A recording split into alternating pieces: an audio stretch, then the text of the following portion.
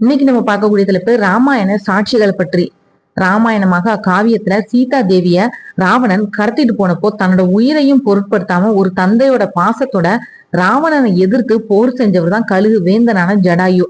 ராமபிரான் மேலையும் சீதா தேவி மேலையும் ஜடாயு கொண்டிருந்த பக்திக்கு சான்றா இன்னைக்கும் நம்மளோட தமிழகத்துல குறிப்பா கடலூர் மற்றும் மயிலாடுதுறை மாவட்டங்கள்ல சில புண்ணிய இடங்கள் வரலாற்று சாட்சிகளா இருக்குது. அது என்னலாம் அப்படின்றத பத்தி தொடர்ந்து பார்க்கலாம். ராவணன் தன்னோட சந்திரஹாசம் அப்படின்னு சொல்லக்கூடிய வாளால ஜடாயுவோட ரெக்கைகளை வெட்டினப்போ அவரோட சிறகுகள் அருந்து விழுந்த இடம் தான் இந்த சிறகிழந்த நல்லூர். சிதம்பரத்துல இருக்கக்கூடிய இந்த கிராமம் தற்போது சிறகிழந்த நல்லூர் அப்படின்னு அழைக்கப்படுது. பறவைகளோட அரசனான ஜடாயு ராவணனோட ரொம்ப ஆக்ரோஷமா தன்னோட இறுதி மூச்சு வரைக்கும் வீரமா போர் செஞ்சு அவனோட ரத்தம் சிந்தனை இடம் தான் சிதம்பரம் கிட்ட இருக்கக்கூடிய வீர நத்தம் சொல்லக்கூடிய தலம். ஜடாயுவோட வீரத்தை போற்றக்கூடிய வகையில இந்த பெயரும் அமைஞ்சது.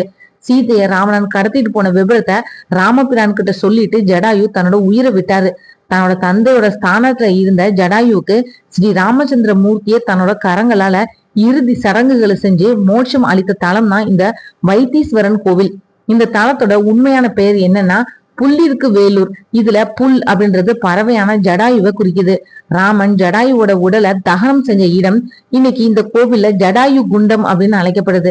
இங்க இருக்கக்கூடிய சாம்பல் இன்னைக்கும் ரொம்ப சக்தி வாய்ந்த பிரசாதமா பக்தர்களுக்கு வழங்கப்படுது.